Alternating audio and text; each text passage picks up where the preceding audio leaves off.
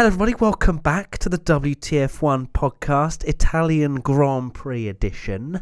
I'm Matt. I'm Tommy. And I'm Jess. And today we have more of a quick fire but succulent podcast. Oh wow. I don't know why I use that word. I used it before we went live as well. Basically just beefy and juicy but quick because we don't have this room for very long. However, let's get straight into the Italian Grand Prix, and we're all kind of buzzing from what an epic race we had. Six bangers in a row. Monza, yeah. I mean, one of the I almost tweeted that, but then there was one that wasn't a banger. It was Hungary, wasn't it? It wasn't a banger. Yeah, it was okay. Exciting. But 5 out of 6 have been bangers, and very, very happy. 3-word race reviews. So we have Moritz Lin, Vettel spins again. Alecamus 98, good Ferrari strategy. Elijah _Rojas 121, penalties actually deserved. And João MF Silva, Renault goes unnoticed. So a few different ones there, but. Overall, I guess some shocking moments in the Italian Grand Prix, has to be said. Moritz Lin coming up with probably one of the highlights, which was Vettel spinning again through Scari. He said he had a few kind of wobbles going through the laps before, and then it finally let go.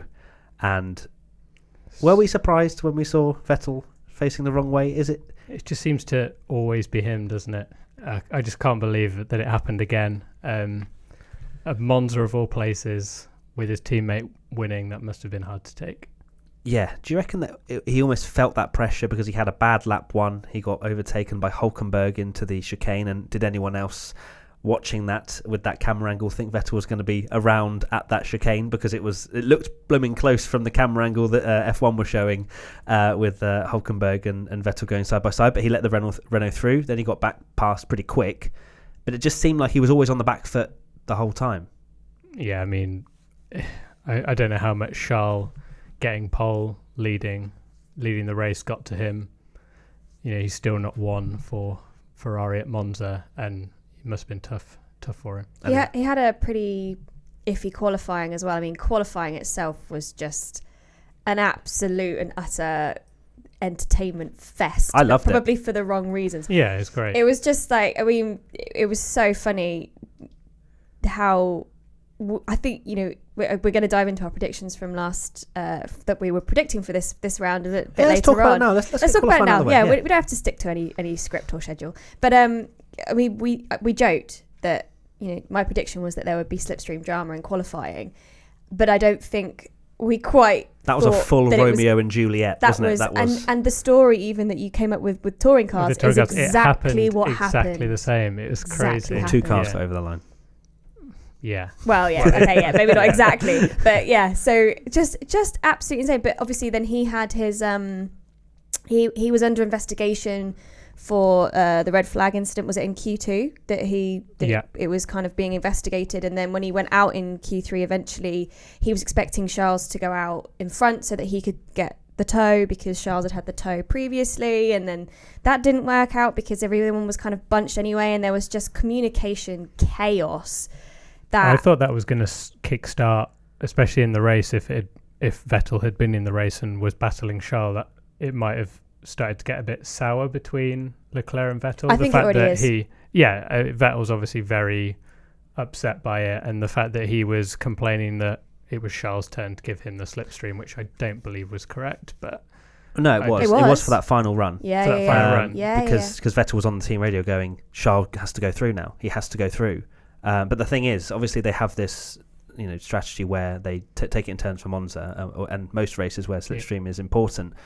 But the thing is, they don't also want to not have a slipstream. So no one wanted to lead that train of cars. And I just loved how Nico Hülkenberg just missed the turn 1 to go through the flipping the runoff. Yeah, and Stroll saw what he was doing and was like, "No, you're not having this."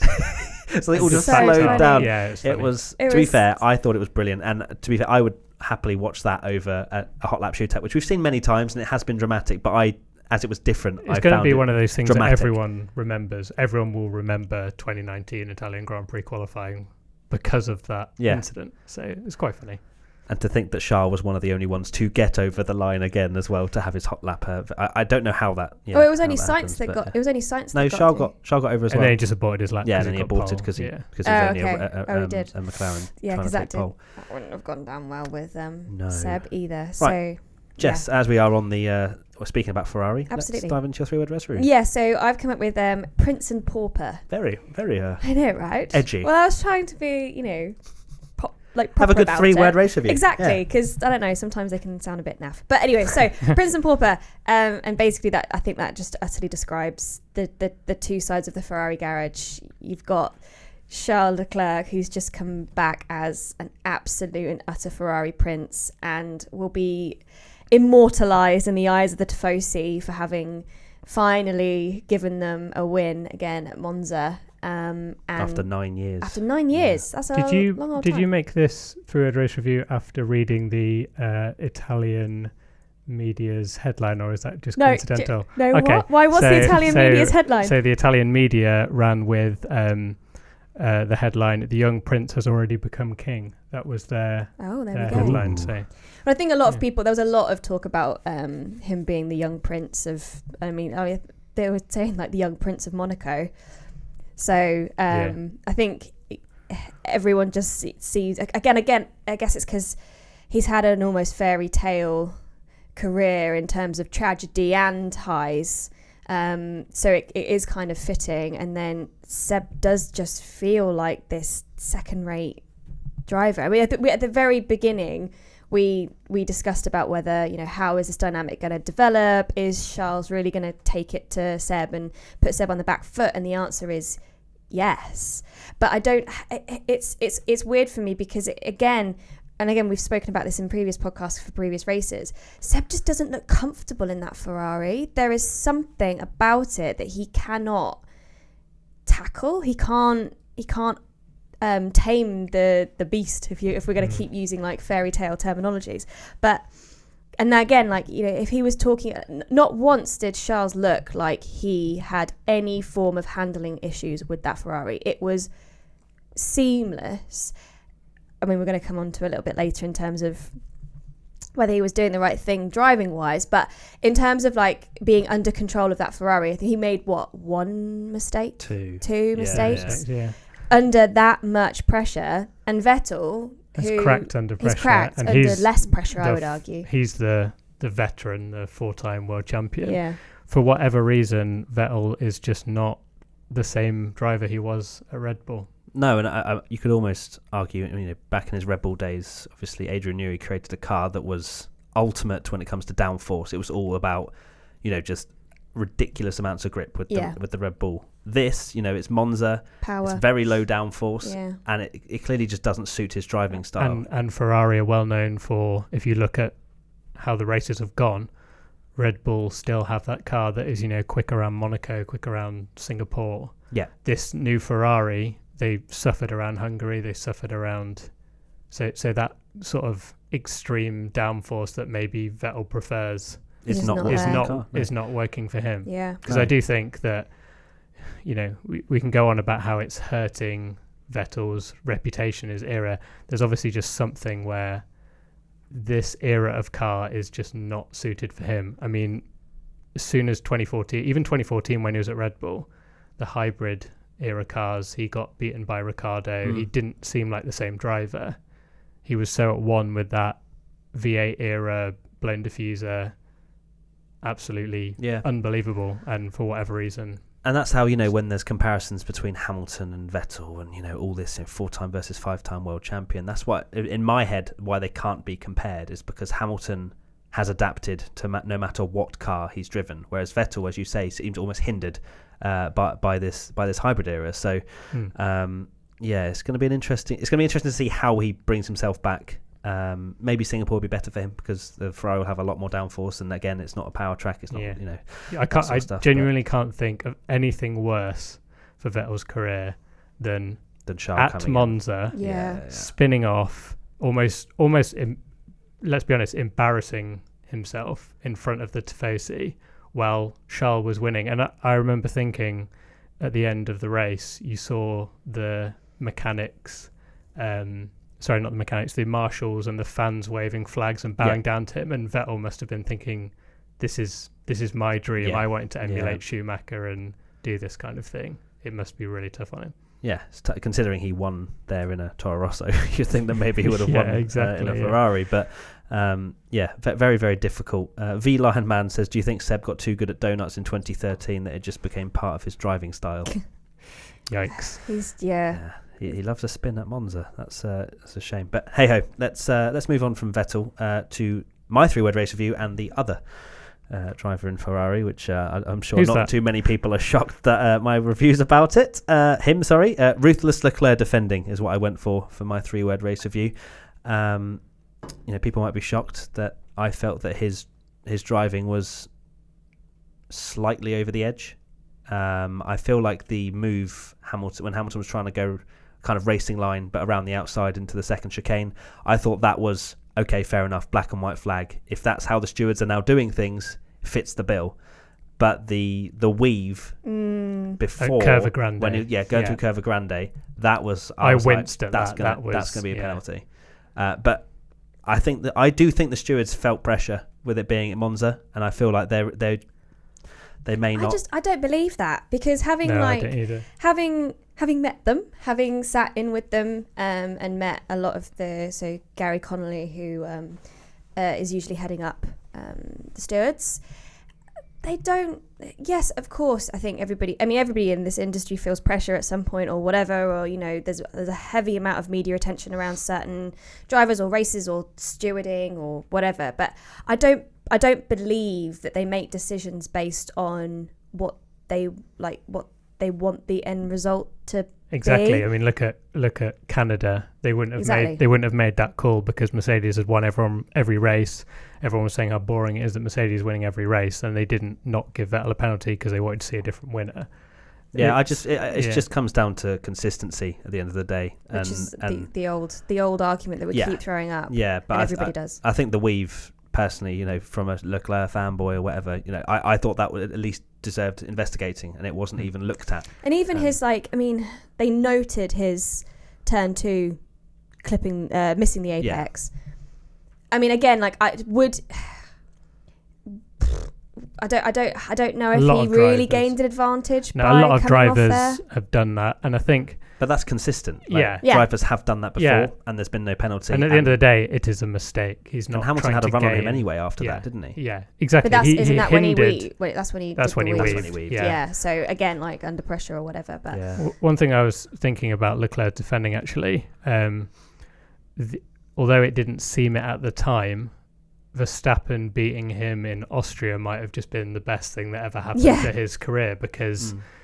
Elbows out. He's now got that ruthless side to his game that is going to be able to win in world championships when he is up against a Hamilton or a Verstappen, where he goes, you know what? And he did it in the next race at Silverstone, didn't he, against Verstappen?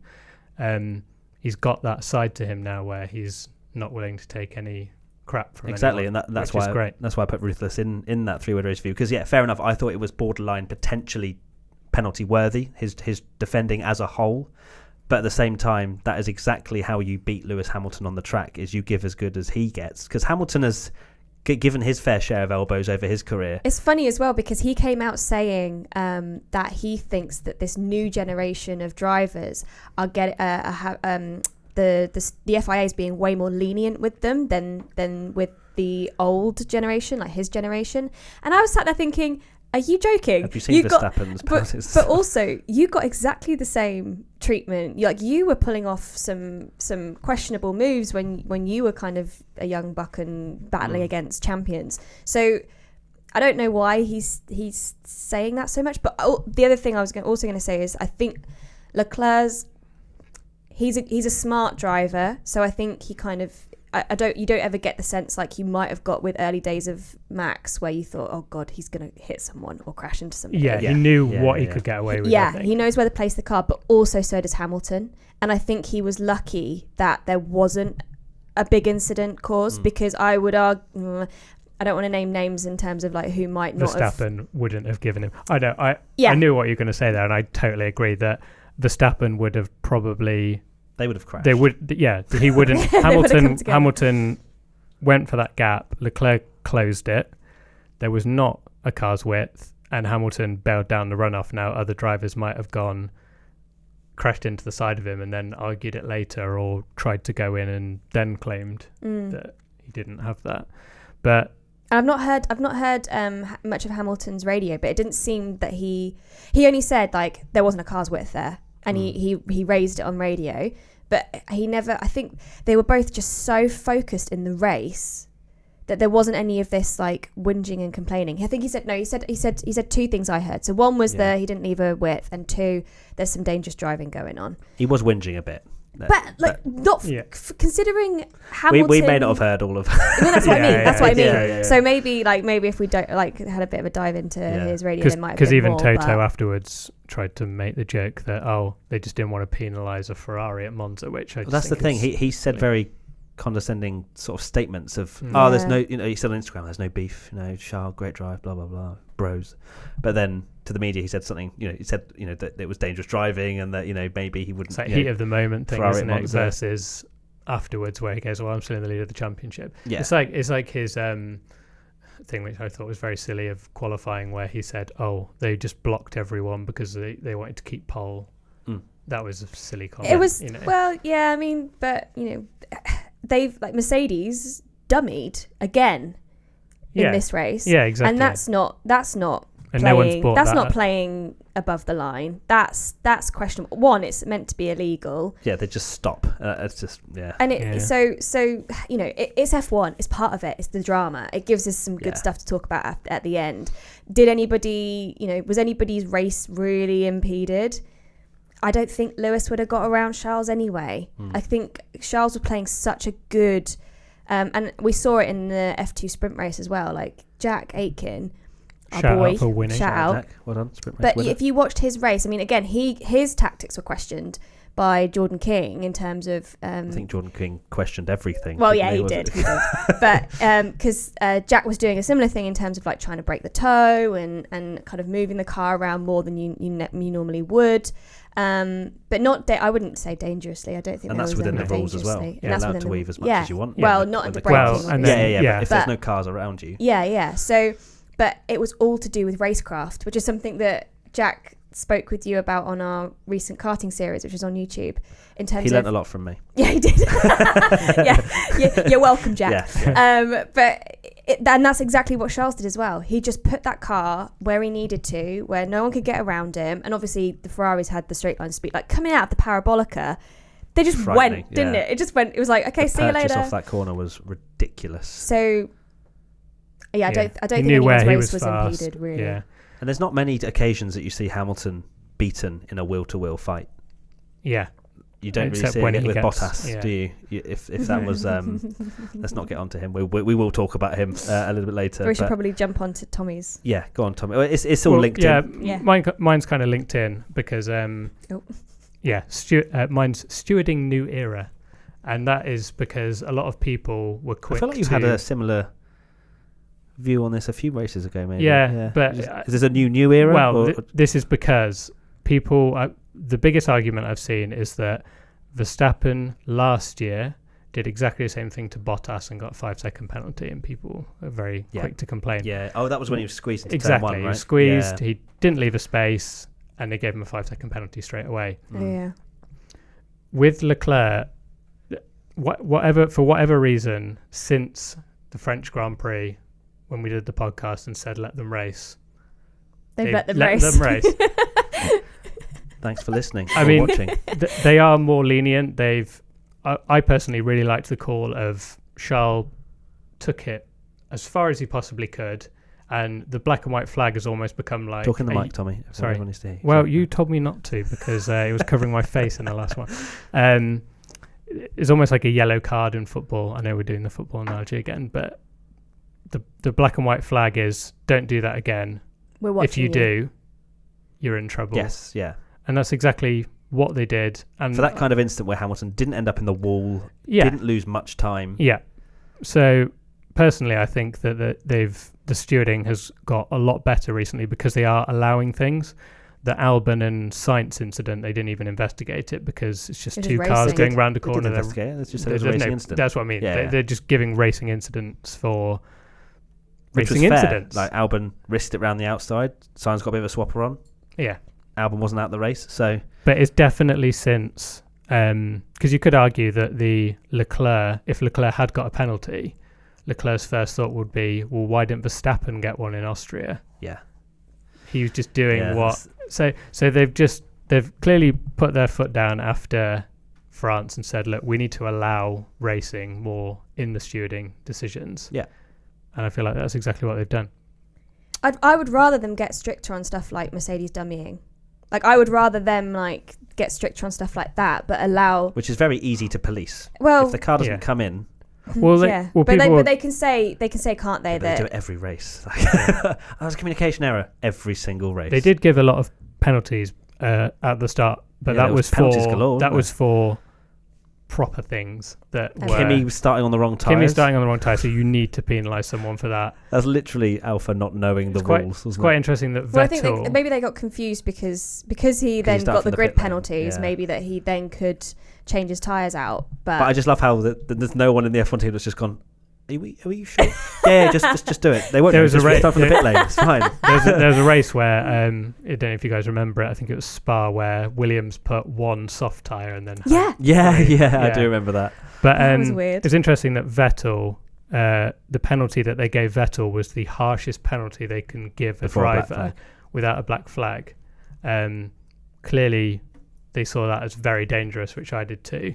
I think especially after everything that happened last weekend, there were that almost caused 2 T-bone incidents, which is exactly what we can't have. Yeah, because that is ultimately and the most dangerous. Vettel's argument was that he couldn't see anything because the cockpits and the halo don't drive onto the track. Then if you can't see, also reverse. He was opposite a Marshall station.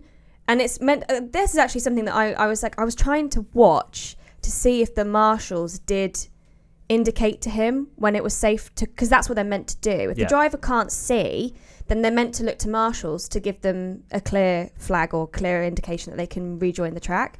I couldn't see because the TV coverage wasn't great. But that's what he's meant to do. And the fact that he didn't, and he just claims, "Oh well, I couldn't see." Well, then, you shouldn't move the car. Vettel was absolutely not looking at the marshals either, is he? He is going, "I need to get round and leave." I need to get back on because the camera where it's just on the front nose, that is scary. Yeah. The speed that they're going past on that is.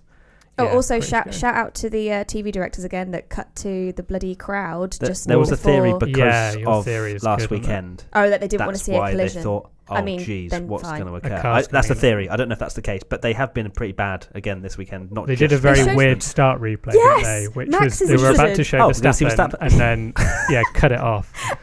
As he was like locking up, it was then like. Okay, cool. We'll come back to that later. He's lost his front wing. We'll show you everything, but when he loses his front wing. I guess. I guess the theory about this new era of stewarding, just to kind of like recap quickly. Obviously, we have a new racing director in Michael Massey, and his background is in supercars, and I think they use black flags and that kind of thing a lot more in other series, and so I think he's looking to introduce that more into stewarding to get around the fact that people get in uproar about giving too many harsh penalties. Thank you for the time, Rory. I am aware of the time. Thank you so much. Yes, sorry, Karen.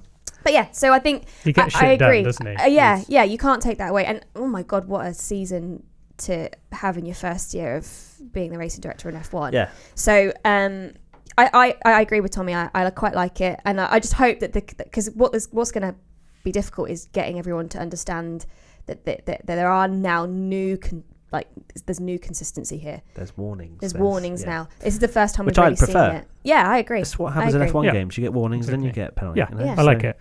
Cool. Okay, right. So Rory's just let us know that we've got 8 minutes left of this podcast. So let's move on. Talk a tiny bit about Bottas. Why is he so useless? Says Henstrike Power. Because he ain't a champion. Yeah, cool. Yeah. Fair. That was his race to put one over on Hamilton. Even the team radio guy was like, "This is your win." Yeah, beat Leclerc. It just shows that Hamilton's won the championship. That again, as we just said, I don't know if Hamilton would have gotten around. I mean, great call by Ferrari strategy to put Charles on hards and to let Lewis basically run his mediums down to nothing. Yeah. Because he was always going to push that hard, and Leclerc could just not coast. Obviously, he was under pressure the entire time, but they just forced Hamilton to absolutely destroy his tyres and have to limp back and then put their number 2 guy in to try and come back. And if Hamilton can't get round Charles, I'm sorry, Bottas cannot get round Charles. No, I think we all knew. Apart from when Charles made that mistake and Bottas was in half a second, and then he cocked up twice in the space of 2 laps. Locked up into turn 1, and even the commentators were like, "Oh, come on!" Yeah, I think we all were. I still wanted to fight, but it was. Just a shame because he was nowhere in that race. He was just kind of sat behind slipstream in the whole race. Then it was like, this is your moment. And then he just did not do anything. I'm just going to shout out to Renault's performance. Moving on from Bottas and something good now. Renault, 4th and 5th. Yes, called it. They were just in. I know. Like, seriously, dude. No, to be fair, there is thinking behind it. I mean, I see the question here is from Chris Barrows. What does this result mean for Renault moving forward? I said Chris Barrows, not Siri, my phone. It's just circuit dependent. It's power tracks. They were really power good at tracks. Spa. They were really good at Spa. They were really good at Canada. And they'll be nowhere in Singapore. That's basically what we're saying. Basically. Because they were saying, we don't have such a good aero package, but that also means that these kind of power tracks, that means we have less drag, so we're faster. So it's kind of, it's really cool that we still have those tracks that bring out we need a mix of circuits because definitely. Monza allowed someone like Renault to beat the Red Bulls. Now we're going to Singapore where Ferrari will probably be. Do you think the Renaults would have actually, because the Red Bulls were very much out of I think they would have sync. You reckon? I reckon it would have been close. If you watch Verstappen's video of him trying to pass Perez, they have no straight line speed at all. They could not get, even with DRS, he just could not get past Perez. Really? Cool. With the Mercedes engine. Yes. Right, now it's time for WTF1, the quickest version ever. 5 minutes to go. Let's go. Mercedes, Lewis Hamilton. B. I say an A. I say a B. B. He made a mistake. Valtteri Bottas, C. C, yeah. Yeah. Ferrari, Sebastian Vettel, F. U. Okay. Just U. Charles Leclerc, A star. A star. Pole and A star, A star. Yes. Red Bull, Max Verstappen. C. C. Best C. Decent. Yeah. He had a very measured approach into turn 1 and still managed to crash. Yeah, at 4 miles an hour. Yeah, but that wasn't really his fault. Yeah, it was like he just pressed the brakes harder. What were we going to say? C? I'd give him a B. Genuinely. I'd say C. Finished 12th. We've given him B's for. You finished 12th? From the back of the grid on a circuit that does not suit a Red Bull. Finished 8th. 8th. 8th. He finished 8th, didn't he? Yeah, he was up 12 positions. Sorry. C. Okay, I'll say B. Outvoted Tommy. I'm giving Max Verstappen. Alex Albon. C. Yeah. B. He had good aggression. I'm liking the moves. The move into sign. C. You're outvoted, Matty. Oh my God! For the first time ever, Matty gets outvoted. I just voted with you, and then you go. Sorry. Renault, Daniel Ricciardo, A. Nico Hulkenberg, B. Yeah. Haas, Romain Grosjean, F. Get out. Who even are you? Spun. Yeah, he's just leave already. Okay, Kevin Magnussen. I mean, where were Haas? Haas are so hard to rate. They were looking like they were going to get some points. D. We have to move on. McLaren, Sorry. Carlos Sainz. Oh, that can't was really grade him. I mean, he was doing like 9th, wasn't he? After pitting, and then his wheel fell off. And he qualified 7th. B. C. Let's give him a C. Lando Norris. C. C. Racing Point. Sergio Perez. He did really well. C or B. B. I'd give him a B. Yeah, B. I'll give Lance Stroll one. I was going to give him an A, but then he did that spin thing. He was actually doing really well. He was up in 7th. I'd give him a B because he would have got a mega result if it wasn't for Vettel. Yeah, he got smashed. Alfa Romeo, Kimi. Impossible to grade. Ungradable. Antonio Giovinazzi. Didn't notice him. He finished in the points. You, unnoticeable. And he didn't spin on the last lap. Okay, B. Right, C. okay, cool. What? Yeah. No, B. Okay, B. Danny Kvyat, Toro Rosso. He was doing really well. And then he had the engine blowout. A. Ooh. He was doing really well. He was in 7th. He was in 7th. Okay. Yeah, okay, A. He was in 7th in Toro Rosso. Let's go for A. Stingy man. A. Pierre Gasly, C. Oh, bless him, 11th. Yeah. George Russell, C. C. He finished 14th, no? Russell finished 14th, yeah. B. Just behind Vettel. Has to be a B. If he finishes one place behind a Ferrari, he gets a B. Yeah. Kubica gets a C because he lost to Russell again. Okay, predictions for Monza. My predictions were Leclerc 2 on the bounce. Hell yeah. Bang. And Hamilton retires. No. Non-bang. He went off. Half point. No, you're not getting half point for that. Yeah, he nearly retired. No, he didn't nearly retire. 1 point for me. Jess, slipstream drama and quali. Yes. Gasly will gain the most positions. No. That was a tie between Perez and Verstappen. Okay, cool. Tommy, Vettel wins the race. Slightly Ricardo will beat both Red Bulls. Correct. Yes. Banging. Fans, more Ferrari team orders. I'd Ruben argue Hovers. just about because of the Vettel complaining. That's not... Shut up. Half a point for the Hulkenberg fans. is announced as a Haas driver. That did not happen. No. Albon will finish ahead of Verstappen. Yes. It did happen. Predictions for Singapore. My predictions are Verstappen will get pole and Ferrari will get beaten by both Mercedes and Red Bull. Good so save. after 2 on the bounce. Predictions, yeah. Yeah, after 2 on the bounce. I fancy getting 2 on the bounce. Jess. I think the top 3 teams will be on the podium. So, so you think that? Oh right, okay. No, as in like we'll have a Mercedes, a Ferrari, and a Red Bull on there. The teams that have dominated Formula 1. So we have a Ferrari, and a Red Bull. Yep. Yes. There's no time for. Right, we have 2 minutes. Do we have to leave this room? And there will be multiple puns about all the different music acts that are playing because Singapore Grand Prix is actually turning into a full-on festival. Nice. Tommy. Peppers playing. Albon podium. Okay, his first podium, and George Russell will out-qualify a midfield car. Perfect. And the fans, Adam P, WTF1, McLaren best of the rest. Danny Coe, Mercedes to throw a dummy pit stop at least once. And Ken Megam 95, Williams will get a point with Russell. Well, don't let us down, Russell. Don't let us down. We apologise for this slightly rushed end to this WTF1 podcast. It's because we have to be kicked out of this room, unfortunately. But hopefully it'll be a little bit more relaxed, a little bit more chill next time out for the Singapore Grand Prix in 2 weeks. We'll see. Probably not. But Singapore, eh? That's going to be a boring race, isn't it? No, it won't. We've now got a minute to talk. How's it going? You've rushed through it and now we're hey, it's 1:58. Yeah, but we have to pack down and be out of here by 2. We do. So we should we should probably say goodbye. Probably quit. All right. Well, thank you so much for watching, listening. Make sure to give us a 5 stars on whatever platform that you're listening or watching on. If it's YouTube, you can't give us 5 stars. Give us a like instead. Subscribe if you're new. And wow, I felt like a real vlogger there. And goodbye. Goodbye. See you in Singapore. We're waving for audio listeners. Goodbye. Bye. Leclerc won again. Oh yeah. By the way, if you want to see me shout, then I'm going to have to do it at some point. It's in the IBR where I'm shouting, not a fanboy, just passionate, in the centre of London in Trafalgar somewhere. Square. Trafalgar Square, apparently. Charles has called you out. Yeah, so Charles literally replied. You have to do it. I thought I could maybe get away with it until he said, I can't wait for the video. And I'm like, okay, I love how to do it. He replied to you as well, that he was blatantly in the middle of celebrating his win. But on you win. Well, one sec, let me just, I'm looking forward to Matt shouting in London. What is our lives? Right, goodbye. Bye.